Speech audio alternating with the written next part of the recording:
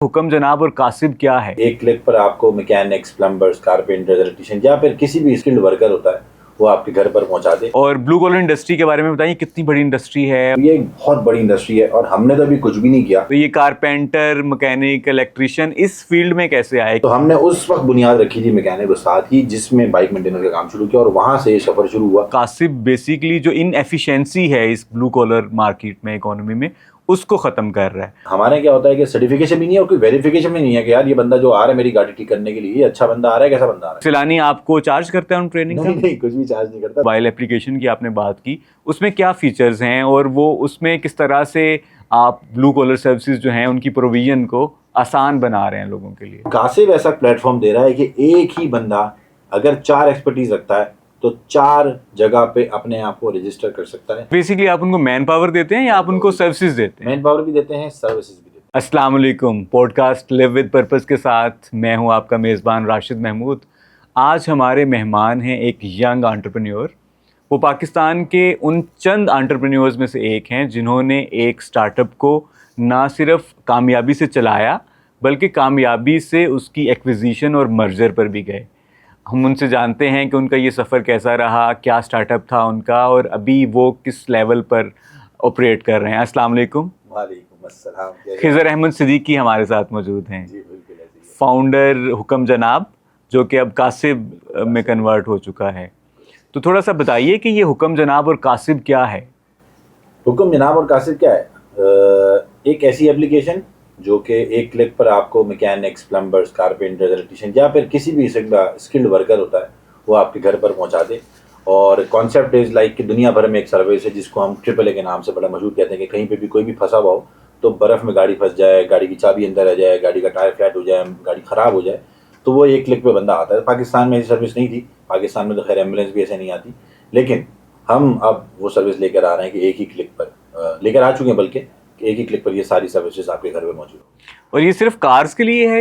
नहीं, ये plumbers, electricians, हैंडीमैन्स में जितने भी फ्यूमिगेशन का काम हो, क्लीनिंग करनी हो, आपने कारपेट साफ़ कराना हो आपने, या फिर आपने एसी ठीक कराना हो, या घर का फ्रिज ख़राब हो जाए, या इस किस्म के जितने भी आपको परेशानी डेली बेसिस पर रहती है कि यार ये बंदा मिलता नहीं है, वो इस ऐप पर आपको मिलेगा। इवन बकरीद पे कसाई भी नहीं मिलेगा अगर, तो वो इस ऐप पे आपको मिल जाएगा। तो बेसिकली आप ब्लू कॉलर इंडस्ट्री में Yes, काम yes. कर रहे हैं। अच्छा, मैं अपने ऑडियंस की एजुकेशन और इन्फॉर्मेशन के लिए बता दूं कि ब्लू कॉलर इंडस्ट्री क्या है। बेसिकली जो इंटरनेशनल लेबर ऑर्गेनाइजेशन है वो दुनिया भर के प्रोफेशंस को 4 हिस्सों में तकसीम करती है। सबसे पहले जो है वो आपके मज़दूर पेशा है जो फिज़िकल लेबर करते हैं, मुशक्क़त करते हैं। उसके बाद ब्लू कॉलर वर्कर्स आते हैं जो फिज़िकल वर्क तो करते हैं लेकिन उसके साथ उनके पास कोई स्किल भी होती है। वो ड्राइवर हो सकता है, कारपेंटर हो सकता है, इलेक्ट्रिशियन हो सकता है, मैकेनिक हो सकता है। उसके बाद वाइट कॉलर वर्कर्स हैं जो प्रोफेशनल्स हैं, जो दिमागी काम करते हैं, डॉक्टर्स हैं, इंजीनियर्स हैं, इस तरह की दूसरी चीज़ें करते हैं। और उसके बाद जो 4th टियर है वो इंटेलिजेंशिया ऑफ द सोसाइटी, जो थॉट लीडर्स हैं या पॉलिसी मेकर्स हैं। तो आप ब्लू कॉलर इंडस्ट्री में काम कर रहे हैं। बिल्कुल ऐसे। और ब्लू कॉलर इंडस्ट्री के बारे में बताइए, कितनी बड़ी इंडस्ट्री है और इसका क्या आप समझते हैं कि परसेंटेज क्या है ओवरऑल इकोनॉमी ये में? एक $1 बिलियन इंडस्ट्री है, ठीक है ना। अगर आप बात करेंगे पाकिस्तान में, तो पाकिस्तान की इटसेल्फ एक मार्केट जो है ना वो $2 बिलियन से $3 बिलियन तक की है जो इस पूरी इंडस्ट्री में काम करती है। तो और दुनिया भर में चले जाएं तो एक ह्यूज नंबर है, कुछ 43 बिलियन के आसपास का नंबर है, बिलियन डॉलर्स का, जो इस इंडस्ट्री के लिए काम कर रहा है। अगर नॉर्मल सा नंबर है, इवन देखा जाए तो हर पाकिस्तान जैसे मुल्क है उसमें मिलियंस ऑफ घर्स हैं, उन घरों के अंदर रोज़ाना की बुनियाद पर ऐसे ऐसे काम आते हैं जो इस इंडस्ट्री से अटैच होते हैं। तो ये एक बहुत बड़ी इंडस्ट्री है और हमने तो अभी कुछ भी नहीं किया। हमारे जैसे पता नहीं कितने प्लेयर्स आएंगे जो इस इंडस्ट्री को पूरा कैप्चर कर सकेंगे, लेकिन अल्हम्दुलिल्लाह we are the pioneer one. तो होप के हम इस पूरी इंडस्ट्री को अच्छी तरह से कामयाबी से पूरा जकड़ के रखेंगे इंशाल्लाह। अच्छा, आपके आने से पहले मैं नंबर्स देख रहा था तो 35 to 40% जो इकोनॉमी है वो ब्लू कॉलर इकोनॉमी है। तो नंबर्स तो बहुत प्रॉमिसिंग हैं। लेकिन अगर मैं आपसे इस जर्नी की बात करूं, इसकी बिगनिंग की बात करूं, तो आपने ब्लू कॉलर इंडस्ट्री का इंतखाब कैसे किया या इस काम में आप कैसे आए? MBA करके, BBA करके? लोग तो सोच रहे होते हैं कि कोई ठंडे कमरे में कोई शशके वाली जॉब करेंगे। तो ये कारपेंटर, मैकेनिक, इलेक्ट्रिशियन इस फील्ड में कैसे आए? क्या कोई वाकया था जो इसकी बुनियाद बना, या कोई ऐसा एक्सपीरियंस जिसने आपको मोटिवेशन दी कि मुझे इस इंडस्ट्री के लिए काम करना है? वो हादसा था जहाँ पे हम जॉब करते थे वहाँ पे लेट सैलरी आना, ठीक है ना। पहला तो हादसा ये था, लेकिन अल्हम्दुलिल्लाह वो जॉब भी हमने करी है कि हम ठंडे एसी वाले कमरों में बैठ के हमने काम भी किया। लेकिन जब हम जहाँ पे काम करते, जो मैं जॉब करता था, वहाँ पे एक टाइम आया जहाँ पे उनका बैड टाइम शुरू हुआ, जिसकी वजह से सैलरी थोड़ी सी डिले होना शुरू हुई। और हम 3 दोस्त थे, जब हमने पहला सफ़र ये शुरू हुआ 2016 में, तो हम 3 दोस्त जो के साथ सफ़र कर चुके थे, गवादर गए थे, पिकनिक्स पे गए थे, फार्म हाउस गए थे। हमने ये सोचा सफर अंग्रेजी वाला था या उर्दू वाला? नहीं, शुरू में तो उर्दू वाला था, बाद में इंग्लिश वाला हो Okay. गया। तो हमने सोचा हम कुछ करते हैं। इवेंचुअली ये हुआ कि मैंने उस पर नई 150cc बाइक ली, तो मुझे मैकेनिक को ढूंढने में परेशानी रही, और भी लोगों को इस तरह से परेशानी रहती थी। तो हमने बोला बहुत सारे कामों में से कोई एक काम ऐसा हो जो हम करते हैं। तो हमने 10 काम लिखे, एक नॉर्मल उस चाय वाले होटल या लोगों की तरह के, यार कुछ करते हैं।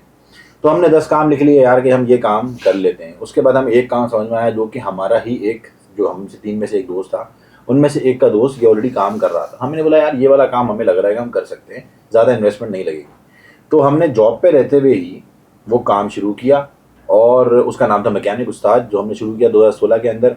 और उस पर हमने सिर्फ बाइक की मेंटेनेंस का काम शुरू किया था, क्योंकि हम सब जॉब कर रहे थे। हमने बोला यार कैसे एक आसान काम शुरू कर सकते हैं। तो हमने 60,000 रुपये की कमेटी डाली थी, जिसमें हमारे 5,000 रुपये पर मंथ था। हम 3 बंदों को पर 1500 रुपये एक था। और क्योंकि सैलरी कम थी, मतलब सैलरी टाइम पे भी नहीं थी और कम भी थी, तो हम इतना ही अफोर्ड कर सकते थे। तो हमने उस वक्त बुनियाद रखी थी मैकेनिक उस्ताद की, जिसमें बाइक मेंटेनेंस का काम शुरू किया, और वहाँ से सफ़र शुरू हुआ। कोई ऐसा वाकया नहीं हुआ कि आइंस्टाइन की तरह एक सेब हमारे मुंह पे गिरा हो और हमने बोला यार ये कोई ग्रेविटी वाला मामला है। तो बस एक समझ लें 10 में से एक कारोबार था, 10 में से एक नाम था।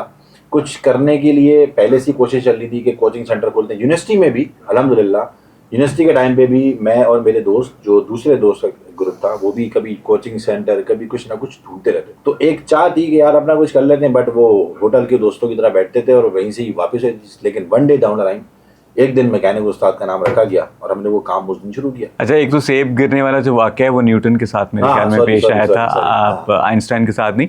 दूसरे ये कि क्या हम अक्सर देखते हैं कि दोस्त बैठते हैं, बातें करते हैं, और फिर वो कहते हैं ना, नशिस्तम गुफ्तम बर्खास्तम, और बात आई गई हो गई। लेकिन वो क्या एक चीज़ थी जिसने कहा कि नहीं अब हमें करना ही करना है? नहीं, देखें, अगेन कोई ऐसी रॉकेट साइंस टेक्नोलॉजी हमारे पास नहीं थी कि हायर करना ही करना वाले एलिमेंट आ गया हो। इसी तरीके से पहले 50 और दफ़ा डिस्कशन हो चुका था, जिसके 51 टाइम हुआ। तो हम तीनों अल्हम्दुलिल्लाह कुछ करना चाहते थे। तो ऑफिस में साथ बैठते थे तो टाइम ज़्यादा स्पेंड करते थे, और जब हमारे ऑफिस के थोड़े से मामला आगे पीछे हुए तो हमने बोला यार चलो कुछ कर ही लेते हैं अपना। तो अल्हम्दुलिल्लाह वो एक दिन था कि हमने बोला यार कुछ कर लेते हैं। और क्योंकि इन्वेस्टमेंट कुछ नहीं थी, एक दोस्त को वेबसाइट बनानी आती थी, एक उनमें से एक को ग्राफिक डिजाइनिंग आती थी, एक को फाइनेंस संभालने आते थे, एक को ऑपरेशंस करना, 4 थे बेसिकली, और एक शुरू में एग्जिट हो गया था। तो क्योंकि सारे काम बिल्कुल, अब हम पढ़ते हैं फ्रैक्चुएशन थ्योरी, जो बर्ड्स एंड हैंड वाला एलिमेंट होता है, उस वक्त हमारे पास यही था कि यार बस जल्दी से फेसबुक पेज बनाया और हमने एक बंदे की वाइफ को रेडी किया कि भाई तुम ये पैकेजेस बेचना शुरू कर देना, कॉल आएगी तो, और हम घर पे जाके काम शुरू करते थे। तो इवेंचुअली वो एक दिन ऐसा आया कि हमने बोला कुछ कर लेते हैं, तो वो काम शुरू हो गया। और वो हमने सोचा था 2016 के अक्टूबर में डोमेन रजिस्टर किया, सब कुछ किया कि भाई हम जनवरी 1 को 2017 को कराची को एक तोहफा देंगे। और हमारे दिमाग में ये था कि यार ये काम अभी आएगा, हम मार्केटिंग करेंगे, फिर कुछ चलना शुरू होगा।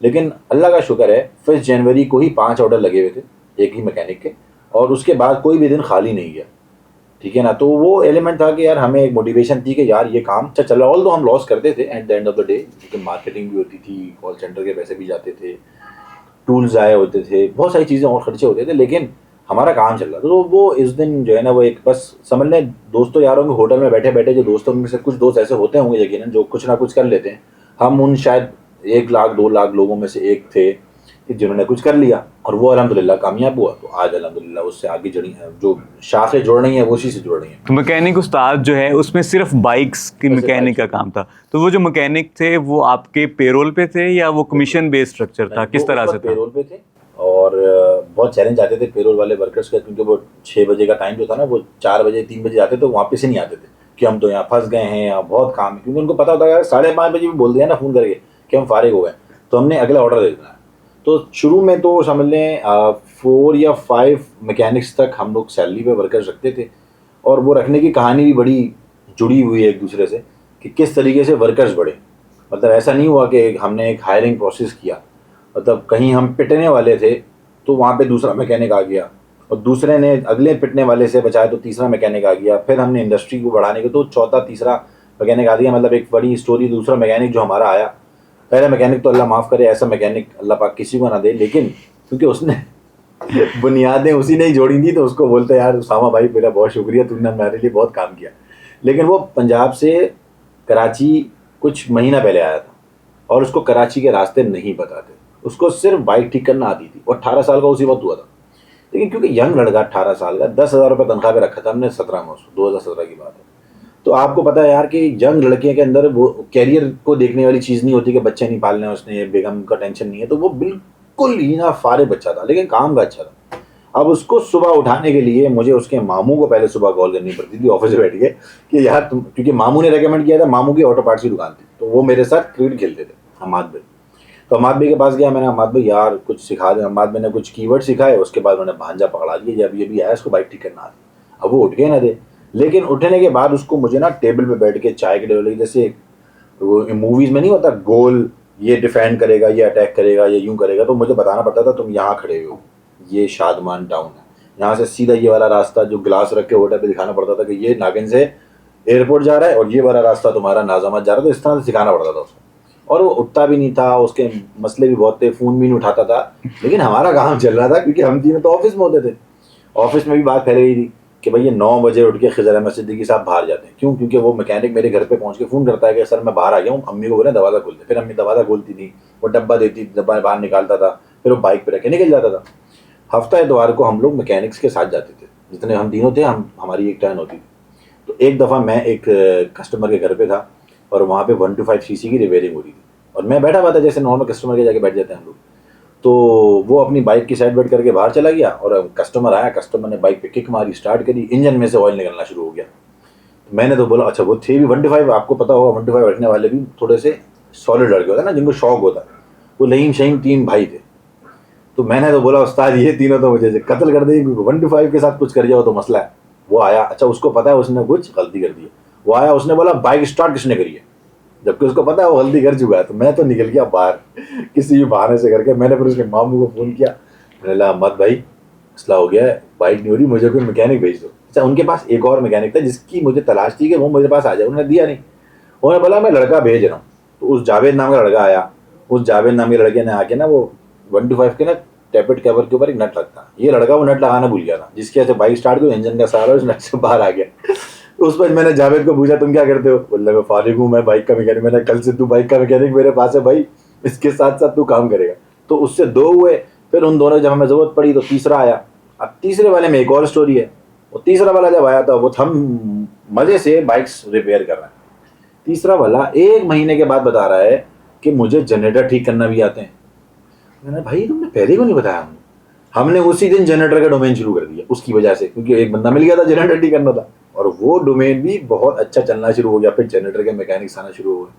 फिर हमारे दिमाग में आया क्या, जब बाइक भी हो रही है, जनरेटर भी हो रहा है, तो अब गाड़ी शुरू करते हैं। अब गाड़ी शुरू करी तो हमने बोला मैकेनिक ला, हमने बोला फेल होंगे 1 महीने में, फेल करो। 1 महीने बाद ही हमने मैकेनिक का लेकर आया गाड़ी का, वो भी चल पड़ा। चला तो बहुत अच्छा, लेकिन आगे जाके फिर मसले मसाइल शुरू हो गए मैकेनिक। तो ये मुझे बताएं कि आप 2016 की बात कर रहे हैं, तो तब आप ऑर्डर्स किस तरह लेते थे? मोबाइल एप्लीकेशन थी? नहीं, कुछ भी नहीं था। हम फेसबुक पेज पे ऑर्डर्स लेते थे, गूगल कैलेंडर हम यूज़ करते थे, उस पर ऑर्डर मार्क होते थे। एक मैकेनिक का पिंक कलर होता था, एक मैकेनिक का ग्रीन होता था, एक मैकेनिक का ब्लू होता था। तो मैकेनिक बढ़ते रहते तो हमें पता होता था यार कि ब्लू वाले के 2 घंटे के बाद हमने दूसरा ऑर्डर देना।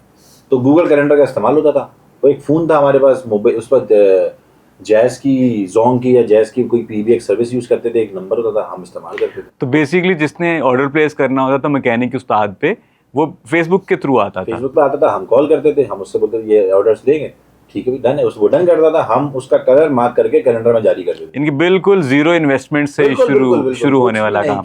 तो मैकेनिक उस्ताद कैसे डिस्पोज ऑफ, कैसे उसका खत्म कैसे हुआ, और उसके बाद क्या जर्नी रहा? डिस्पोज ऑफ होने के मल्टीपल रीजंस रहे होंगे। ऑफ कोर्स हम 3 पार्टनर्स थे, तो जब आप हर पार्टनर से बात करेंगे एक नई कहानी होगी। ऑफ कोर्स ये तो एक उसूल है, लेकिन मेरे हिसाब से ये था कि हम तीनों में एक ईगो थी, जिसकी वजह से ये पार्टनरशिप टूटी, पहली चीज़। और दूसरी जो सबसे इंपॉर्टेंट एलिमेंट था, वो हमारे बहुत सारे एक्सपीरियंस लोगों ने बहुत बोली कि आप तीनों सेल्स के बंदे हो, ये टीम नहीं चलेगी।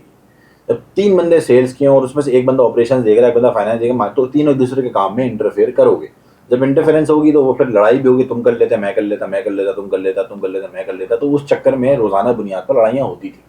और इवेंचुअली वन डे वो लड़ाई बहुत ज़्यादा बढ़ गई, जिसकी वजह से मैंने सोचा कि अच्छा, मैंने बीच में जॉब छोड़ दी थी ना, तो मैंने सोचा यार कि मैं अभी इस हालत में, इन्वेस्टमेंट भी आ रही थी मैकेनिक उस्ताद में, जॉब भी मैंने छोड़ दी थी, वो दोनों जॉब कर रहे थे, तो मैंने बोला इस सिचुएशन में अगर इन्वेस्टमेंट आ भी गई तो ज़िंदगी हराम हो जाएगी, ये मैं इनके साथ सर्वाइव नहीं कर सकता। मेरा अपना पर्सनल पर्सपेक्टिव था, वॉट मेरी भी गलतियाँ होंगी, लेकिन फिर मैंने सोचा मैं अपना काम शुरू करता हूँ। उस वक्त शुरू हुआ मेरे दिमाग में हुक्म जनाब, जिसको हमने बाद में मर्जर किया कासिब से। सेम चीज़ कासिब को मैकेनिक उस्ताद की हुक्म जनाब में शुरू करी, बट थोड़ी और हमने चीज़ें बढ़ा दी कि उसमें प्लम्बर्स, इलेक्ट्रीशियंस, कारपेंटर्स, क्योंकि हमारे दिमाग में आया कि ये सब एक ही नेचर है ना, ब्लू कॉलर है सारा। तो जब सबको एक ही जगह लाके बिठाएंगे तो ऑर्डर, चाहे गाड़ी का, आपके घर में गाड़ी है तो आपको प्लम्बर भी चाहिए, आपको इलेक्ट्रीशियन भी चाहिए, कारपेंटर भी चाहिए, तो इसका मतलब है कस्टमर एक ही है, आपको उसको ही सारी चीज़ें बेचनी है। तो फिर हुक्म जनाब का नाम रखा गया, उसमें सर खुर्रम नासिर ने बड़ा एक रोल प्ले किया, जिसमें उन्होंने नाम रखा, उर्दू और इंग्लिश मिला के हमने एक चाय का होटल था, वहीं बैठ के चाय के होटल पे नाम रखा हमने, हुक्म जनाब दी प्रॉब्लम सॉल्वर। उसमें हमने रखा कि यार इंग्लिश और उर्दू दोनों का एक मिक्स नाम रख लेना चाहिए। तो वहाँ हुक्म जनाब अल्हम्दुलिल्लाह इस्टेब्लिश किया। एक मेरे दोस्त हैं, पार्टनर हैं फ़हद, उनके साथ मिलके वो काम शुरू हुआ, उन्होंने इन्वेस्टमेंट करी। एक और पार्टनर हुए उसमें शहजाद सलीम, जिन्होंने टेक्नोलॉजी पे काम किया। तो ये सारे प्रोफेशनल्स थे अपना। अब इनमें से कोई भी ऐसा बंदा नहीं था जिसमें मेरी और उनकी एक्सपर्टीज़ का टकराव हो। एक बंदे को टैग बनानी आती है, एक बंदे को कॉर्पोरेट डील करना आता था, मुझे ऑपरेशन डील करना आते थे, एक बंदा ब्रांड के ऊपर काम करता था, खुर्रम नासिर साहब मेरे साथ। तो हम लोगों की जो टीम बनी वो थोड़ी सी अच्छी बनी और हमने फिर काम शुरू किया। तो हुक्म जनाब जो है, इसका ये कितना अरसा चला कासिब में मर्ज होने से पहले, और हुक्म जनाब में टीम बिल्डिंग किस तरह से की आपने, क्योंकि अब आप सोलो फाउंडर थे हुक्म जनाब में, तो एज अ सोलो फाउंडर कौन सी मुश्किलात थी, क्योंकि पहले जैसे आपने बताया 3 दोस्त थे, तो एज अ सोलो फाउंडर कौन सी चैलेंजेस थे जिनको आपने फेस किया और उनसे कैसे फिर आप नबरदाज़मा हुए? देखिए, सोलो फाउंडर का उस पर इतना बड़ा मसला इसलिए नहीं, क्योंकि हाँ, बहुत बड़ा कोई बिजनेस था नहीं ना, एक छोटा सा एक सेटअप था हुक्म जनाब के नाम से, जो काम शुरू किया हमने। एक पिछले एक्सपीरियंस में चीज़ें थी, वो हमने काम शुरू किया। पैसे मेरे पास आ गए थे इन्वेस्टमेंट के नाम पर, तो उस पर मेरे पास लोगों को हायर करने की भी ताकत थी। तो ग्राफिक डिज़ाइनर, जिसके लिए पहले को फाउंडर था, उसके लिए मैंने उसको सैलरी पे हायर किया। टेक्नोलॉजी के लिए पैसे आ गए थे, तो ऐप बनाने के लिए शहजाद भाई को पैसे दिए कि आप ऐप बना दें। जब ऐप बन गई तो उनको मैंने पार्टनर बनाया कि हाँ यार, मुझे लगा कि हाँ यार, ये काम मेरे साथ बंदा सही कर सकता है, हमारी सिनर्जी आज भी मैच होती है। ठीक है ना, मल्टीपल चीज़ें हमारे चीज़ में रहती हैं कि यार ये अच्छा नहीं है, वो अच्छा नहीं है, वो अच्छा नहीं है, लेकिन सिनर्जी मैच है। ठीक है ना, अगर कोई बात आगे पीछे हो भी गई तो आखिरी सवाल ये होगा कि बच्चे कैसे हैं, सब कुछ घर में सेट है नहीं है, क्योंकि वो बिजनेस है और वो अपना रिलेशनशिप अपनी जगह पे। तो फहद जो थे वो क्योंकि कॉर्पोरेट साइड अच्छा जानते थे, उनका दूसरा एक्सपीरियंस भी था, तो वो बिल्कुल मेरे साथ इन्वेस्टमेंट के टाइम पे बिल्कुल मैच हुए। शहजाद सलीम टेक्नोलॉजी में मैच हुए, बाकी सबको मैंने अपने साथ हायर किया। और किसी को भी मैंने ये नहीं होने दिया कि यार किसी को मैं को फाउंडर बनाऊँ। उस वक्त मैंने बोला बस ये 3 लोग हैं, इनके साथ ही काम चलाना है, बाकी सब काम आहिस्ता आहिस्ता खुद ही बढ़ता रहेगा। तो हमने इस तरह का चैलेंजेस ऐसा सच कोई भी नहीं थे, सिर्फ इतना ही चैलेंज, जो एक चैलेंज है वो ये है कि बिज़नेस ग्रो करना चाहिए। वो बिज़नेस ग्रो करने में जितने चैलेंजेस थे वही चैलेंजेस थे, मार्केटिंग सही होनी चाहिए। फिर उसके बाद थोड़ा सा टाइम लगा, मार्केटिंग के लिए एक टीम आई, बाउंडलेस टेक्नोलॉजीज, हुसैन भाई आया, उन्होंने काम शुरू किया, मार्केटिंग उसमें ग्रो हुई। उसके बाद मुझे कुछ फंड्स चाहिए, तो मेरे साथ कुछ और दूसरे स्टार्टअप्स के दोस्तों ने ज्वाइन किया, उन्होंने कुछ इन्वेस्टमेंट करी, उसके साथ फिर हमने और चीज़ें बेहतर करने की कोशिश करी, लेकिन वो अगेन बैकफायर हुई। क्योंकि उसमें इधर टेक्नोलॉजी को अप करते हैं, लेकिन टेक्नोलॉजी को अप करने के शॉर्टकट्स जब हमने कोशिश करी तो वो अगेन हमें बैकफायर हुआ, तो हम वापस अपनी पुरानी एप्लीकेशन पे चले गए। लेकिन हाँ, ग्रो करने में वो इन्वेस्टमेंट काम आई। और फिर उसके बाद कासिब की कहानी है, उसके हुक्म जनाब में कासिब में कन्वर्ट हो गया। लेकिन इवेंचुअली इस पूरे टेन्योर में तकरीबन समझ लें 2020 से लेकर 2024 तक, आई थिंक समझ लें कि ये 4 साल हुक्म जनाब ने जितना सीखा वो एक बहुत बड़ा क्रक्स है कि इस इंडस्ट्री के अंदर कैसे काम चलाना है। तो 2016 में हुक्म मैकेनिक उस्ताद, फिर और 2020 में आप हुक्म जनाब, और फिर हुक्म जनाब की एक्विजिशन हुई, मर्जर हुआ कासिब के साथ। तो अभी हम जब बात कर रहे हैं तो इस इंडस्ट्री में तकरीबन 1 दहाई का तजुर्बा आपका हो चुका है। तो कासिब में जो मर्जर है, एक्विजिशन है, वो किस तरह से हुआ? वो किस तरह से हुआ, उसमें ये हुआ, देखें, मैं कन्वेंशनली बिजनेस एक और स्टार्ट कर चुका था, 2021 की बात है, क्योंकि मुझे लग गया था कि यार इसके साथ साथ पेट चलाने के लिए आपको ये काम, क्योंकि इसमें ग्रोथ है, इसमें फेस जो है वो ब्रांड का जो है ना फेस आपका डेवलप हो रहा है, आपकी एक लर्निंग हो रही है, लेकिन इससे पेट चलना मुश्किल है, इससे घर चलना मुश्किल है, उसके लिए कुछ और करना पड़ेगा। तो हमने एक और बिजनेस शुरू किया। जब वो चल रहा था तो इससे थोड़ा सा इंटरेस्ट कम था, वो चल रहा था, दो तीन बच्चे सैलरी पे रखे हुए थे, वो अपना काम कर रहे थे, ये कंपनी अपनी ग्रो करी जा रही थी, एक्सपर्टीज ऑफ कोर्स मेरी सारी थी, लेकिन बच्चे काम कर रहे थे। तो एक दिन एक साहब का फ़ोन आता है मेरे पास 1.5 साल पहले कि हम जो है ना इन्वेस्टमेंट करना चाहते हैं और हम मिलना चाहते हैं आपसे। तो उस वक्त तो मुझे लगा कि यार मैं क्या बात करूँगा, अभी 100 200 500 ऑर्डर्स में क्या कस्टमर्स, मतलब इन्वेस्टमेंट करने के लिए भी नंबर होने चाहिए ना किसी के पास बताने के लिए। तो मैंने बोला मैं आपसे मिलता हूँ इंशाल्लाह, ज़रा आप मुलाकात रखते हैं। उन्होंने कुछ ऐसा ही कुछ शुरू करना। फिर उसके बाद दोबारा उनका फ़ोन आया, मैं बिज़ी हो गया अपने काम में, ऑलरेडी मैं अपने कन्वेंशनल काम में बहुत ज़्यादा मसरूफ़ था। फिर फ़ोन आया, फिर मैं बिज़ी हो गया। मैंने बचा ऐसे नीयत नहीं थी कि मिलना नहीं है, बट इवेंचुअली मिल नहीं पा रहे थे क्योंकि प्रायोरिटी कम थी।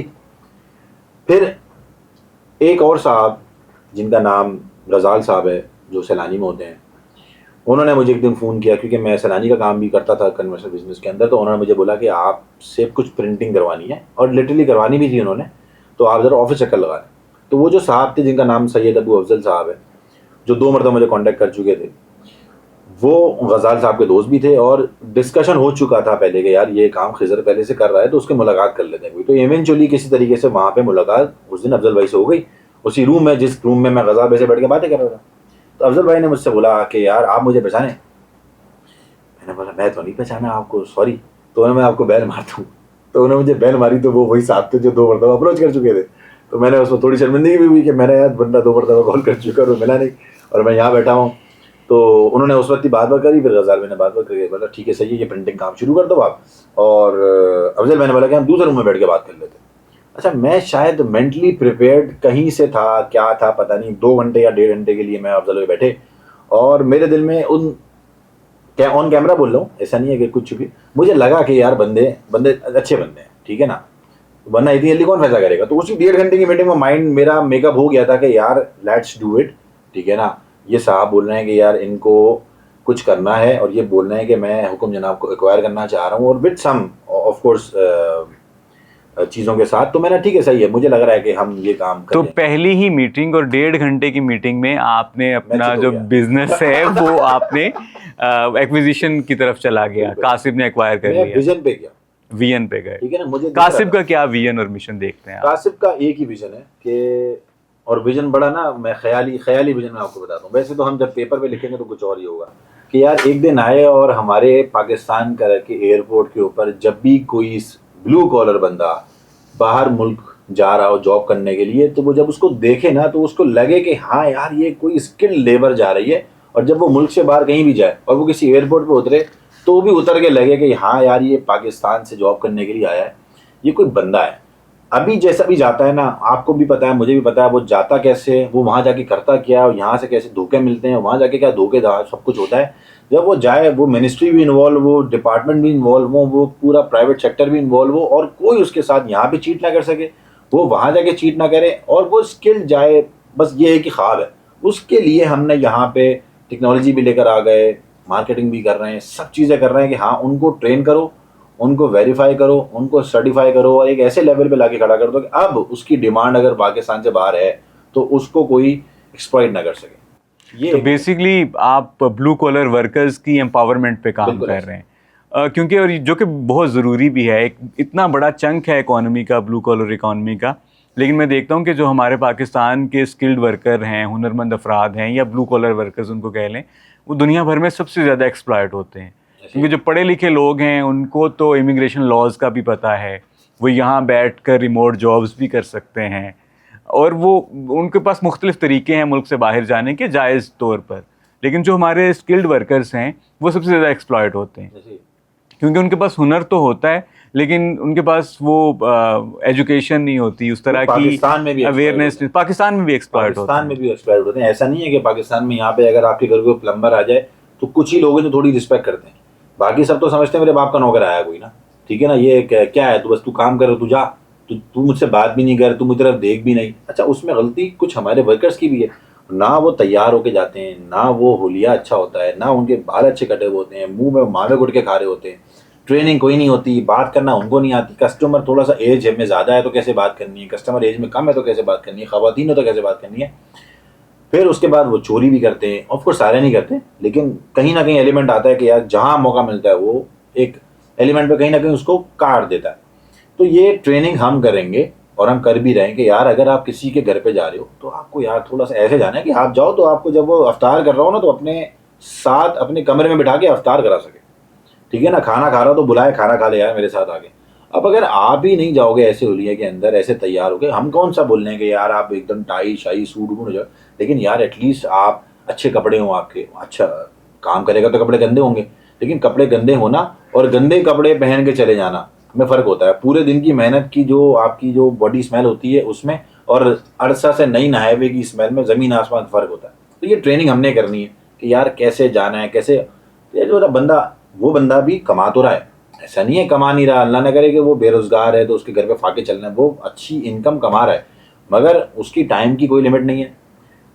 मैंने इतनी रिसर्च करी, एक बंदा सुबह 9:30-10 बजे अगर मैकेनिक है और काम का मैकेनिक है, किसी का काम कर रहा है किसी दुकान पे, सुबह 9 बजे जाता है, वापस आने का उसका कोई टाइम नहीं है। उसको सेठ रात में 700 रुपये की दिहाड़ी नकदी देता है, और अगर कोई छोटा बुला ले ना जो नॉर्मली छोटे छोटे होते हैं 100 रुपये पे रखे हुए, 100 रुपये रोजाना। घर वालों ने भी रखा हुआ है कि मेरे पास तो घर में बैठ के करेगा क्या, 100 रुपये लेकर आएगा। 100 रुपये से यार आप बताएं राशिद भाई क्या होता है, ठीक है ना, कुछ होता है नहीं होता। तो इसका मतलब ये है कि पूरी इंडस्ट्री को भी पूरा कहीं ना कहीं से पूरा शक्ल बनानी है कि हाँ यार अपने फ्रेंचाइज खोलेंगे हम, वहाँ बोलेंगे यार उसकी मिनिमम वेज सैलरी तो कम से कम हो, यार घर चलाने वाली तो हो, ठीक है ना। तो वो 700 रुपये लेके जाता है, मेरे पास वो बंदा एक ऑर्डर पे इससे डबल कमाता है।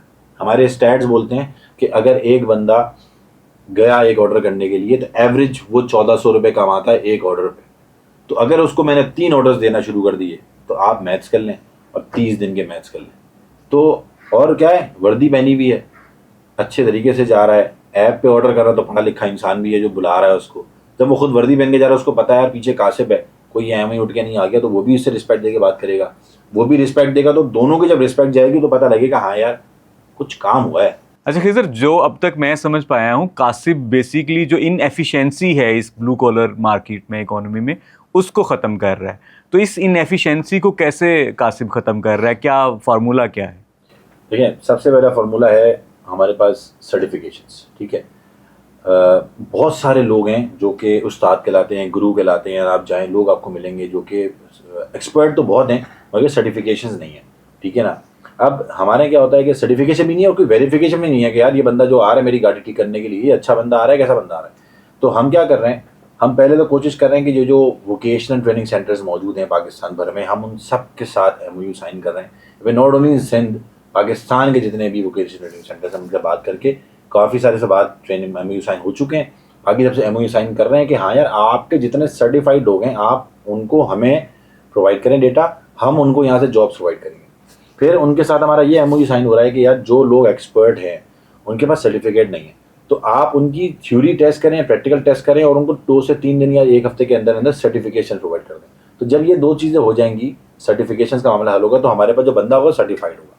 फिर हम पुलिस, CPLC और जितने नादरा के जितने भी हमारे लॉफुल इदारे हैं उन इदारों पे हम जाके उनकी वेरिफिकेशन कर रहे हैं कि अब आपके पास जो भी बंदा आएगा वो वेरीफाइड भी है, सर्टिफाइड भी है और ऑफ कोर्स वो एक्सपर्ट भी है। अच्छा जब ये तीनों चीज़ें मिल जाती हैं तो अब उनको करें क्या, अब उनको करने के लिए उनको कोई प्लेटफॉर्म देना है कि जिस पर उनको काम मिले, जिन पे वो जब दुकान पे बैठे हुए तो कस्टमर का वेट कर रहे हैं तो उनको कोई ऐसी टेक्नोलॉजी मिल जाए जिस पे बैठ के उनको बिजनेस करने की आसानी हो। दुकान खोलना मुश्किल है, दुकान बंद कर दे, मतलब भाई एक प्लेटफॉर्म मिल गया। तो हम टेक्नोलॉजी प्लेटफॉर्म लॉन्च कर चुके हैं, विद इन 15 डेज वो आपको मार्केट में आएगा। मीन्स कि by the end of July, अगर हम डेट्स में आगे पीछे जाएंगे तो जब ये रिकॉर्डिंग हो रही है क्योंकि, तो by the end of July एक ऐसी टेक्नोलॉजी मार्केट में आपको मिलेगी जिससे घर पे बैठा हुआ बंदा भी अगर वो बोले कि मैं स्किल्ड हूँ तो वो जाके काम हासिल कर सकेगा। उसको वहीं पे बैठे बैठे उसके घर के पास के ऑर्डर्स मिलना शुरू हो जाएंगे, उसके पेट्रोल का खर्चा बचेगा, उसका टाइम वेस्ट नहीं होगा, उसकी एक अर्निंग जो ऑलरेडी थी, फॉर एग्जाम्पल एक प्लम्बर है जो कि ऑलरेडी अर्निंग कर ही रहा है, ठीक है ना, लेकिन हो सकता है दिन में 1 ऑर्डर लेगा, हम उसको 2 ऑर्डर करने की कोशिश कर रहे हैं। इनिशियल टारगेट है कि जिसके पास 1 ऑर्डर भी नहीं है वो काम ढूंढ रहा है, दिन में 1 ऑर्डर तो मिल जाए उसको, एटलीस्ट दिन में 1 ऑर्डर मिल जाए हमारे पास से। और जिसको 1 ऑर्डर मिल ही रहा है उसको एक और ऑर्डर मिलने की, एक और प्लेटफॉर्म मिल जाए जिसमें एक ऑर्डर मिल जाए उसको, तो कम से कम 2 ऑर्डर करेगा तो ऑटोमेटिकली उसकी जो इनकम है वो बढ़ना शुरू हो जाएगी। तो हम टेक्नोलॉजी लॉन्च कर रहे हैं, वर्कर की एप्लीकेशन हमारी लॉन्च हो चुकी है। जब भी ये वीडियो ऑन एयर होगी, हमारे जितने भी लोग हमको देख रहे हैं, अगर उनमें किसी भी किस्म का स्किल है, प्लम्बर्स हैं, कारपेंटर्स हैं, मैकेनिक्स हैं, फ्यूमिगेशन आती है, कार के, बाइक के, जनरेटर के मैकेनिक हैं, एसी ठीक कर सकते हैं, फ्यूमिगेशन कर सकते हैं, क्लीनिंग कर सकते हैं, तो उनको अगर ये एक्सपर्टीज़ हासिल हैं, हमारी ऐप प्ले स्टोर पे iOS पे मौजूद है, जाके डाउनलोड करें, वर्कर की रजिस्ट्रेशन करें। अपना जब 2-4 सवाल होंगे, आपकी रजिस्ट्रेशन हो जाएगी। Once you are done with the registration, हमारा वेरिफिकेशन प्रोसेस शुरू होगा, जिसमें आप शनाख्ती कार्ड अपलोड करें, ड्राइविंग लाइसेंस अपलोड करें, कोई अगर सर्टिफिकेशन है तो वो अपलोड करें। उसके बाद हमारी टीम वेरीफाई करेगी पुलिस से, नादरा से, CPLC से। अगर आप क्लियर निकलते हैं, आपकी सब चीज़ें ठीक है, आप प्लेटफॉर्म पर रजिस्टर हो जाएंगे, नो चार्जेस। चार्जेस कब देने? जब आप काम करेंगे, हम आपसे कमीशन चार्ज करेंगे। इसके अलावा कोई प्लेटफॉर्म फी नहीं है, कोई ऐसी चीज़ नहीं है कि यार आपको काम मिलने के लिए पैसे चाहिए। तो ये वर्कर ऐप इसमें मौजूद है। उसके बाद आप कस्टमर के पास जाएंगे, कस्टमर जब आएगा तो वो आपको ऑर्डर प्लेस करेगा। सिंपल, बड़ा आसान सा तरीका होगा यार। सोचें, मुझे याद है अभी भी मेरा गाड़ी का हॉर्न काम नहीं कर रहा था और मैं कासिब हूँ, और मुझे टाइम नहीं मिल रहा था कि मैं अपने लड़कों को फ़ोन कर दूँ कि भाईजान मेरे एक इलेक्ट्रिशियन गाड़ी का भेज दो कि वो मेरे गाड़ी का हॉर्न ठीक कर दे। बस मैंने एक ही फ़ोन किया, यार जल्दी से हॉर्न का इलेक्ट्रिशियन चाहिए, वो आ गया मेरे घर। अब आप सोचें, आप घर पे बैठे हुए हैं, बल्कि कल की बात है, प्लम्बर चाहिए, 6 बजे याद आ रहा है, अरे यार आज काम कराना था। अब एक दिमाग में चीज़ का चल रही है कि पहले मैं निकलूँ, किसी को फ़ोन करूँ, वो आएगा, फिर पता नहीं सामान आएगा नहीं आएगा। नहीं भाई, ज़रूरत नहीं है, एप्लीकेशन डाउनलोड करें, प्लम्बर किया, विदिन 2 मिनट जो बंदा अवेलेबल खड़ा हुआ होगा ना, वो आपसे कनेक्ट होकर चैट शुरू कर देगा। क्या सर क्या काम है? आपने वीडियो बनाई भेज दी, भाईजान ये काम। उसने बोला सर मैं सामान लेके आ रहा हूँ, वो आएगा, फिट करेगा, चला जाएगा। तो ये इंडस्ट्री जो है ना, ये बड़ी मुश्किल इंडस्ट्री है। इतनी आसान नहीं है जितनी आसानी से मैंने आपको बता दी। इसमें बहुत सारी ट्रेनिंग लोगों की मौजूद है, कस्टमर की ट्रेनिंग भी कि यार उसको बुलाना कैसे, और ये जब हम वर्कर्स को ऑनबोर्ड कर रहे हैं, इनकी प्रॉपर ट्रेनिंग, इनके पास क्या क्या टूल्स होने चाहिए, क्या क्या इक्विपमेंट्स होने चाहिए, वर्दी होनी चाहिए, मुंह में गुटखा नहीं होना चाहिए, बाल अच्छे से बने होने चाहिए, खुशबू आ रही होनी चाहिए, खुशबू ना भी आए तो एटलीस्ट बदबू नहीं आनी चाहिए आपके पास। और उनको ट्रेन करना है कि यार कस्टमर से कैसे बात करनी। यहाँ पे जब वो 500 ऑर्डर्स कर लेगा ना, हमारी ऐप पे लिखा हुआ होगा कंप्लीट योर 500 ऑर्डर्स, आपको हम बाहर भेजने का रास्ता दिखाएंगे, हम दिखाएंगे वो रास्ता। क्यों? क्योंकि हमारा पूरा जो मैनेजमेंट है, पूरी जो बोर्ड है ना, they are well connected with company जो कि बाहर मैन पावर सोर्सिंग कर रही है, जो यहाँ के प्रोमोटर्स बैठे हुए हैं। तो वो तो चाहते हैं यार कि बंदे चाहिए। आप एक ऐड लगा दें, आपके पास एक लंबी लिस्ट आ जाती है कि भाई मुझे बाहर जाना है, मुझे बाहर जाना है। इस चीज़ का फ़ायदा कौन उठाता है? फ्रॉड। ये जो लोग बैठे हैं मार्केट में, बोलते हैं यार अब 2 लाख रुपए तो हम आपको वीज़ा भी देते हैं, ये भी देते हैं, उसके बाद वो भाग जाते हैं। ठीक है ना? तो जब हम प्लेटफॉर्म लेकर आएंगे तो उस प्लेटफॉर्म में प्रॉपर तरीके से सारे काम हो रहे होंगे। अच्छा, आपने टेक्नोलॉजी की बात की, एप्लीकेशन की बात की, उस पर हम बाद में आते हैं। आपने सर्टिफिकेशन की बात की, वो आप वर्कर्स की, ब्लू कॉलर वर्कर्स की सर्टिफिकेशन पे भी काम कर रहे हैं, क्योंकि हम देखते हैं कि पाकिस्तान के जो स्किल्ड वर्कर्स हैं वो इसलिए कम कमा पाते हैं क्योंकि उनके पास सर्टिफिकेट नहीं होता। किसी के चाचा को प्लम्बरिंग आती थी तो उसने भी सीख ली, या कोई इलेक्ट्रिशियन था फैमिली में, घर में, तो उसने इलेक्ट्रिशियन का काम सीख लिया। तो उनको सर्टिफिकेट जब तक नहीं होगा वो अच्छे पैसे नहीं कमा सकते। उसके बाद आपने ट्रेनिंग की बात की, तो ट्रेनिंग में हुनर तो उनको आता है, जो उनका जो भी हुनर है, वो प्लम्बर है, इलेक्ट्रिशियन है, या जो भी कर रहा है। जो सॉफ्ट स्किल्स की ट्रेनिंग है कि उठना बैठना कैसे है, नशिस्त व बर्खास्त कैसी हो, कपड़े कैसे पहनने हैं, बात कैसे करनी है, क्या उस पर भी आपका फोकस है? उस पर भी आप ट्रेन कर रहे हैं लोगों को? 3 ट्रेनिंग्स हम अब तक कर भी चुके हैं। जो वर्क फोर्स हमारे पास काम कर रही है, उनकी ये 3 दफ़ा ट्रेनिंग हो चुकी है, जिसमें से उनको ये सिखाया जाता है कि हलाल और हराम क्या है।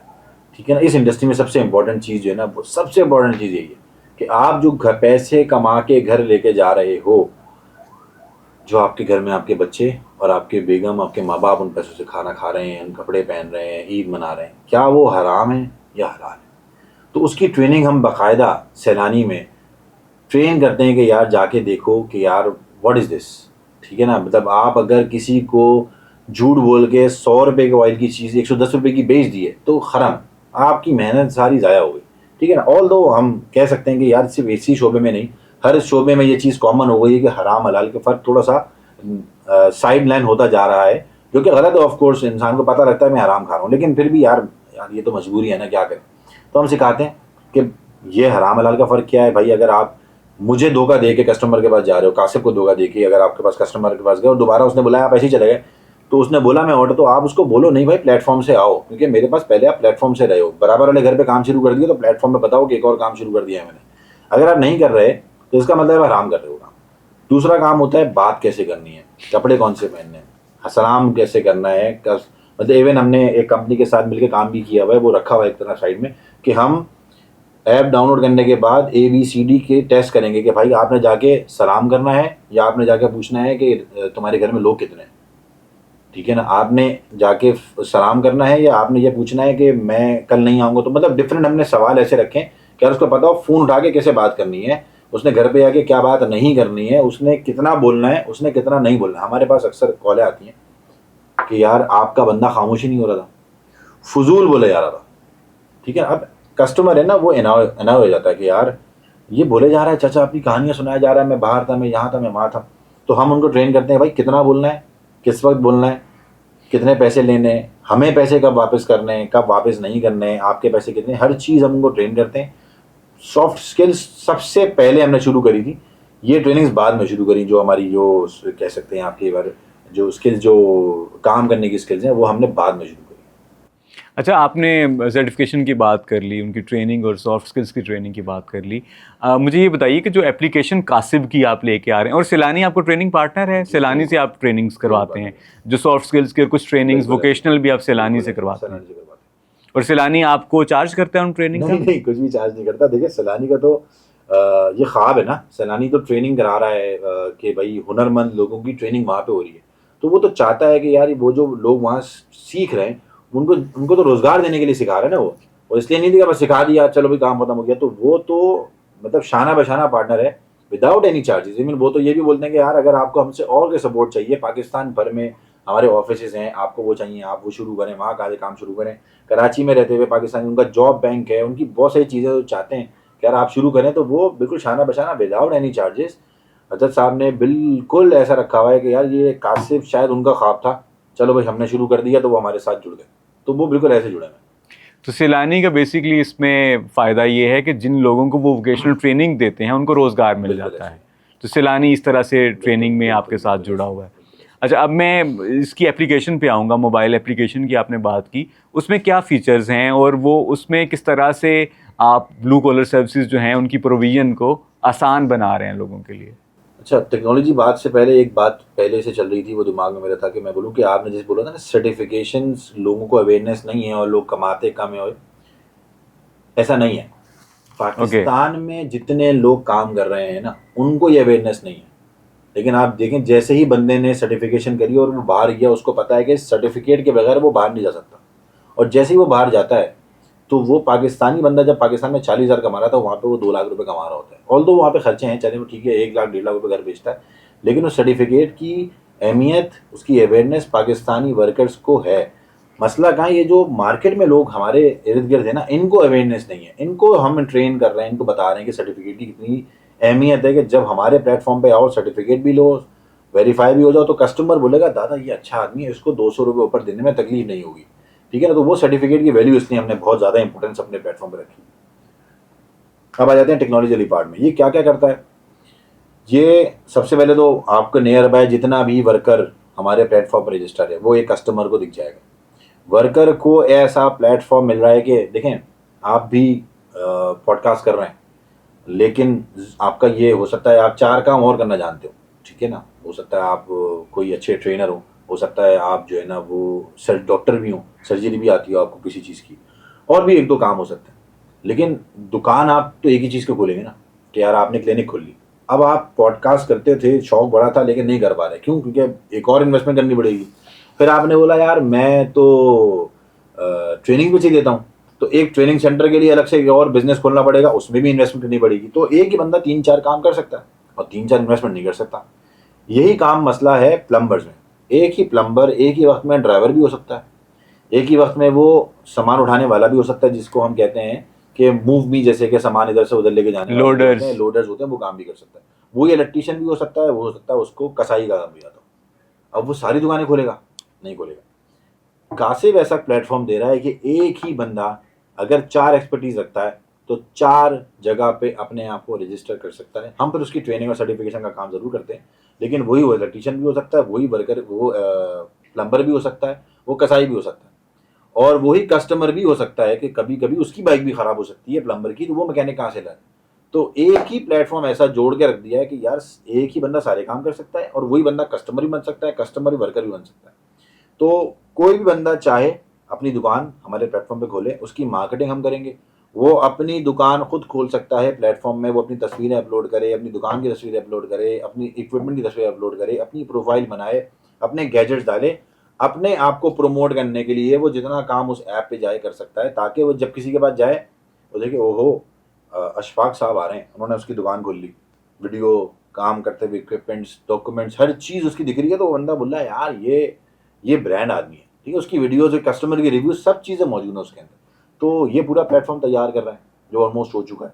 इसी तरीके से हम कस्टमर के लिए तैयार करेंगे यार, उसको नियर बाय कोई भी बंदा चाहिए, उसको 1 क्लिक पे बंदा मिल जाए, और वो विद इन 2 मिनट्स मैप की तरह दिखता हुआ आ जाए, हाँ भाई मैं आ गया हूँ सर, कैसे हैं, खैरियत से, काम कर दूँ शुरू। तो ये दोनों चीज़ें इस टेक्नोलॉजी में मौजूद हैं। फीचर्स तो और बहुत सारे हैं, वो हम आहिस्ता आहिस्ता करके जब लेकर आ रहे होंगे मार्केट के अंदर तो हर किसी को वो पता लगेगा, लेकिन डाउनलोड कर लें ताकि आपको डेली बेसिस पे पता लगता है कि हम क्या क्या अपडेट्स ले रहे हैं, क्योंकि बहुत बड़ी इंडस्ट्री है, बहुत बड़ी इंडस्ट्री है, पार्ट्स की एक इंडस्ट्री है, हर चीज़ जो वर्कर आ रहा है उसके पीछे एक इंडस्ट्री जुड़ी हुई है। तो वो इंडस्ट्री जो है ना अपने अंदर एक बिजनेस लेकर आई हुई है, तो हम पूरा बिजनेस जो है ना वो इस ऐप के अंदर लेकर आए हैं। अच्छा, मैं जो अब तक ये समझ पाया हूँ कि अगर आप एक हुनरमंद फर्द हैं, आपको कोई हुनर आता है, कोई स्किल है आपके पास, तो आप कासिब की ऐप पर आ बिल्कुल जाए। ऐसे। और अगर आपको किसी हुनरमंद फर्द की तलाश है, आपको कोई स्किल्ड वर्कर चाहिए इंडस्ट्री के लिए या घर के लिए, इलेक्ट्रिशियन, कारपेंटर, प्लम्बर, मैकेनिक, जो भी चाहिए, लिफ्ट ऑपरेटर, आप कासिब की ऐप बिल्कुल पे आ ऐसे। जाए। तो ये एक वन विंडो सोल्यूशन है जहाँ पे सारी ब्लू कॉलर इंडस्ट्री को आपने जोड़ दिया। बिल्कुल ऐसे ही है। मतलब इस ऐप पर आपको हर वो चीज़ मिलेगी जो इस्लाम के दायरे में आती है, ठीक है ना। वो हर चीज़ का सर्विस प्रोवाइडर इस ऐप पे मौजूद होगा कि जो भी आपको चाहिए ना। और हो सकता है कल को ईद पे एक डिमांड आए हमारे पास कि हमें मेहंदी कोन सर्विसेज प्रोवाइडर चाहिए जो मेहंदी लगा सकती हो लड़कियाँ, तो हम सीजन के हिसाब से भी उस सर्विस को ऐड ऑन कर देंगे। अब जितनी भी एक भाई हर गली के अंदर जो शहर कराची है जहाँ हम रहते हैं, हर गली में एक घर ऐसा है जहाँ पे मेहंदी लगाने वाली लड़की जो है ना वो पूरे घर के मोहल्ले के लड़कों, लेकिन 2-3 घर ऐसे होते हैं जिसमें और भी खवातीन जो बैठी होती हैं, लेकिन वो घर के बाहर ना बोर्ड नहीं लगाती कि यार पता नहीं लोग क्या समझेंगे। वो ऐप पे जाके अपने आप को रजिस्टर कर दें, हम मार्केटिंग शुरू कर देंगे ईद पे कि हाँ भाई हम काट देंगे। अभी रिसेंटली जब बकरीद आई तो मुझे दोस्तों ने बताया कि उनकी फैक्ट्री के राइडर्स ने उनकी गाय गिराई थी और वो कसाई थे। तो प्लेटफॉर्म जो है ना वो सबके लिए ऐसा है कि जो जब चाहे सीजनल सर्विसेज हो या रेगुलर सर्विसेज हो, हम ये सारी सर्विसेज, यानी कि अगर आपके पास हुनर है कोई, बस तो आप बेरोजगार नहीं रह बेरोजगार नहीं सकते। रह सकते। तो आप कासिब की ऐप पे आए, आपको काम मिल जाएगा। देखिए अब बेरोजगार नहीं रह सकते आप। बेरोजगार क्यों रहता है इंसान, उसके पास इन्वेस्टमेंट नहीं होती, ठीक है ना। मतलब अगर ट्यूशन सेंटर खोलना है किसी ने तो वो इन्वेस्टमेंट करेगा, क्लास के लिए एक कोई जगह लेगा छोटी सी, वहाँ कुर्सियाँ लगाएगा, वहाँ ब्लैक बोर्ड लगाएगा, सब कुछ करेगा, या घर के बाहर बोर्ड पेन फ्लैग्स मार्केटिंग करनी पड़ेगी, उसको ब्रांड करना पड़ेगा। तो ये इन्वेस्टमेंट हमारे प्लेटफॉर्म पे आके आपको करने की जरूरत नहीं है। हम उस इंडस्ट्री की मार्केटिंग कर रहे हैं, हम उसके लिए कस्टमर ला के दे रहे हैं, हम आपके लिए लीड जनरेशन मॉडल तैयार कर रहे हैं कि अगर आप हुनरमंद इंसान है तो लीड लेकर आके देना हमारी जिम्मेदारी, काम अच्छा करना आपकी जिम्मेदारी, बढ़ाना हम दोनों की जिम्मेदारी उस काम को। तो ये हम पूरा एक प्लेटफॉर्म बना रहे हैं। खिजर साहब, आपने कराची की बात की, आपके कासिब के बिजनेस के ऑपरेशंस अभी कराची में हैं। भाई हमारे लाहौर, इस्लामाबाद में लोगों की जो ज़िंदगियां हैं, जवानियां हैं, वो इन कामों पे लग रही हैं कि वीकेंड पूरा वीक जो है वो अपने काम में, जॉब में बिजी हैं, और वीकेंड पे वो प्लम्बर, इलेक्ट्रिशियन और कार मैकेनिक ढूंढ रहे होते हैं, जा रहे होते हैं गाड़ी की ट्यूनिंग करवाने, सर्विस करवाने। तो ये इस एप्लीकेशन को आप लाहौर और इस्लामाबाद और हमारे दूसरे शहरों में कब लेके आ रहे हैं? देखिए कासिब का जो ख्वाब है वो सिर्फ कराची, लाहौर, इस्लामाबाद नहीं है, वो पाकिस्तान का हर शहर है, ठीक है। और पाकिस्तान का हर शहर ही नहीं है, इवन वो दुनिया का हर मुल्क है, ठीक है ना। जहाँ जहाँ हम आहिस्ता आहिस्ता ग्रो करके जा सकते हैं वहाँ जाएंगे। पाकिस्तान से निकलेंगे दुबई जाएंगे, सऊदी अरब जाएंगे, हमारे मेन टारगेट्स, नेक्स्ट टारगेट्स वही हैं। तो देखें अगेन पॉइंट क्या है, पॉइंट ये है कि हर चीज़ की एक शुरुआत होती है, ठीक है ना। शुरुआत में उसकी जब जड़ें मजबूत हो जाए ना, अभी मैं ऐप लॉन्च करूं और कल से पूरे पाकिस्तान में ढिंडोरा मचाना शुरू कर दूं, मार्केटिंग करना शुरू कर दूंगा, भाई प्लम्बर है सब कुछ है, तो क्या होगा, वो एक मैस क्रिएट हो जाएगा, क्योंकि अभी तो हमारी अपनी लर्निंग उस ऐप पे बहुत सारी चीज़ों की होनी है। तो मतलब 15 डेज़ की एक लर्निंग है, 20 डेज़ की एक लर्निंग है, वो जड़ें हमारी यहाँ मजबूत हो जाएंगी ना कि हमें पता लग जाएगा हाँ यार सब कुछ ओके। हमने उस मॉडल को रेप्लिकेट कर देना है सर आपके शहर में, जहाँ पे पोर्ट भी आया है बीच में, वो जो समंदरी पोर्ट पे हमला भी हो गया था शायद। वो क्या हुआ था सर, वो जो नया नया पोर्ट लाहौर में दरियाफ्त हुआ था जो हमें भी नहीं पता था, तो वहाँ के शहर में भी आएंगे, और जिन जिन शहर में जो जो नई नई चीज़ें दरियाफ्त होंगी उस हर शहर के अंदर हम मौजूद होंगे जो पाकिस्तान में मौजूद है। क्योंकि देखें प्रॉब्लम्स तो हर जगह पे मौजूद है, ये रिक्वायरमेंट भी हर जगह मौजूद है, अवेयरनेस भी हम हर जगह करेंगे, उस इंडस्ट्री के हिसाब से हमें ग्रो करना पड़े। बस हमें देखें जब हम लाहौर जाएंगे तो लाहौर की लैंग्वेज के लोग हमें चाहिए होंगे, लाहौर का कल्चर समझ के लिए लाहौर ही चाहिए होंगे, तो हम वहाँ के लोगों के लिए जॉब क्रिएशन पैदा करना शुरू कर देंगे। फिर मर्दान भी जाएंगे, फिर बालाकोट भी जाएंगे, फिर जहाँ जहाँ मुल्क के शहर के अंदर जा सकते हैं, टेक्नोलॉजी लॉन्च करनी है, मार्केटिंग करनी है, लोगों को ऑनबोर्ड करना है, वहाँ के लोगों को ऑनबोर्ड करना है, तो शायद हम कल को जो टूरिज्म होता है उसके अंदर भी आ जाएंगे। हाँ भाई गाड़ी चाहिए तो ड्राइवर मौजूद है, गाड़ी मौजूद है, हर चीज़ एक प्लेटफॉर्म के अंदर आ सकती है, क्योंकि हर चीज़ यहाँ पे ज़रूरतमंद है, ज़रूरत है इस चीज़ की कि यार हाँ भाई ड्राइवर कहाँ से मिलेगा, तो वो भी हमारी ऐप पे मिल जाया करेगा। तो इंडस्ट्री सर बहुत बड़ी है, मज़ा आएगा इसका काम करने में आपको बहुत। और ये कोई टाइमलाइन है जहन में कि पैन कंट्री आप कब तक, कासिफ जो है कब तक एक्सपैंड हो जाएगा पैन कंट्री आप पैन कंट्री हमारा इरादा बाकी ये है कि शहरों हम में? नेक्स्ट 1.5 ईयर के अंदर अंदर जो है वो पाकिस्तान के दूसरे शहरों के अंदर भी मौजूद होंगे, आहिस्ता आहिस्ता होंगे, बट विद इन 1.5 ईयर के अंदर इंशाल्लाह मल्टीपल शहरों के अंदर हमें देख रहे होंगे। फर्स्ट ईयर हमारी ये टारगेट है कराची, लाहौर, इस्लामाबाद में रहेंगे, ये मतलब नेक्स्ट 2 मंथ्स के अंदर लाहौर इस्लामाबाद शुरू कर देंगे हम इंशाल्लाह ताला, और एक साल तक देखेंगे, उसके बाद हम दूसरे शहरों के अंदर शिफ्ट होना शुरू हो जाएंगे। सही। और कासिफ का अभी तक का जो रिस्पांस कराची में है वो कैसा है? ज़बरदस्त है। देखिए ये ज़रूरियात ज़िंदगी है, कोई भी बंदा अगर ये काम शुरू करता है, आप घर छोटी सी गली में शुरू कर लेंगे काम, भाई प्लम्बर चाहिए मुझे फ़ोन कर देना, तो चलेगा। हम फ़र्क क्या लेकर आ रहे हैं, हम टेक्नोलॉजी पे बहुत ज़्यादा काम करें, हमारा फोकस ही टेक्नोलॉजी है, क्योंकि हमें स्केल करना है, ठीक है ना, हमें मास लेवल पे काम करना है। तो कराची में जो रिस्पॉन्स है वो बहुत अच्छा है, बहुत सारे लोग हमें लाइक करते हैं, हमारे रिव्यूज़ बहुत हैं। आप हमारा पेज जाके देखेंगे कासिफ के फेसबुक पेज पे मेरे ख्याल में कोई 600+ के रिव्यूज़ हैं, और गूगल पे भी कोई अच्छा खासा नंबर है रिव्यूज़ का। गूगल पे सर्च करें आप जाके मैकेनिक इन कराची और प्लम्बर इन कराची, तो आपको कासिफ टॉप रैंकिंग में दिखेगा। तो अल्लाह का शुक्र है ये सारी चीज़ें बेहतर ही हैं, तो रिस्पांस तो बेहतरीन है इस वक्त कराची। और ये सिर्फ कराची में आपके ऑपरेशंस हैं तो ये अभी रिस्पांस आ सिर्फ रहा है? कराची में है, जैसे ही हमने देखे सोशल मीडिया का दौर है, डिजिटल मार्केटिंग का दौर है, हमने सिर्फ दूसरे शहरों को टारगेट करना है एक दफ़ा, तो डिमांड तो वहाँ पे ऑलरेडी है, हमने बस सप्लाई को अपने रेडी करना है, वहाँ पहुँचाना है, तो काम चल पड़ेगा हमारा वहाँ। अच्छा, मुझे खिज़र ये बताइए कि अभी तक की जितनी गुफ्तगू है आपकी, कासिफ सिर्फ डोमेस्टिक यूज़र्स के लिए है, घर पे आपको इलेक्ट्रिशियन, कारपेंटर, प्लम्बर या कोई मैकेनिक चाहिए, या आपके पास B2B सोल्यूशन भी कोई है जो दूसरे जिस तरह बिज़नेस प्रोसेस आउटसोर्सिंग होती है, दूसरे बिजनेसेस को इस तरह के स्किल्ड लोग चाहिए होते हैं, फैसिलिटीज़ मैनेजमेंट की सर्विसेज चाहिए होती हैं, उस पर भी आप काम कर रहे हैं? उस पर हम आज से काम नहीं कर रहे, हम पिछले 10 साल से दिहाई हो गई है उस वक्त से हम ये काम करते आ रहे हैं। हमारा सबसे पहले स्टार्टअप का सबसे पहला क्लाइंट डोमिनोज पिज़्ज़ा था, और उसकी बाइक्स थी, उनकी तमाम बाइक्स को मैनेज करते थे। फिर डिफरेंट कॉन्सोलेट्स आई और हमने काम शुरू किया।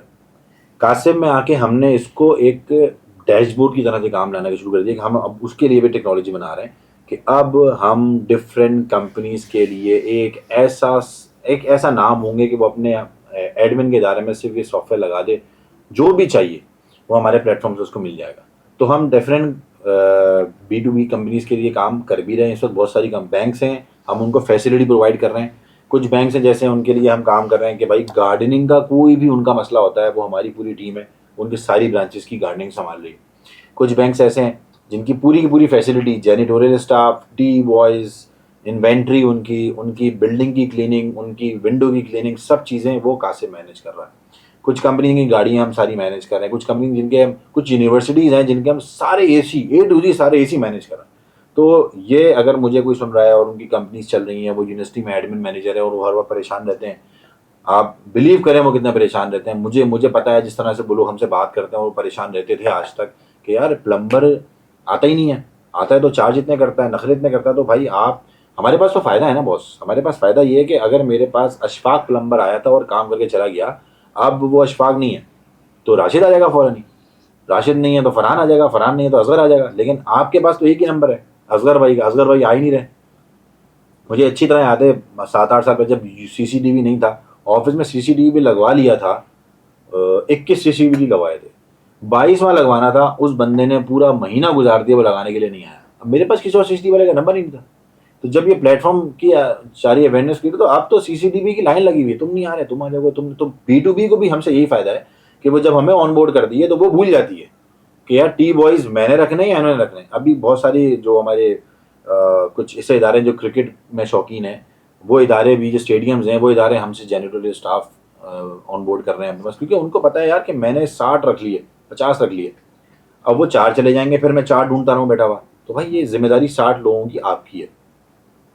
अब हम आपको पैसे देंगे, अशफाक को दो या असगर को दो, मेहरान को दो या जावेद को दो, हमें तो बंदे चाहिए।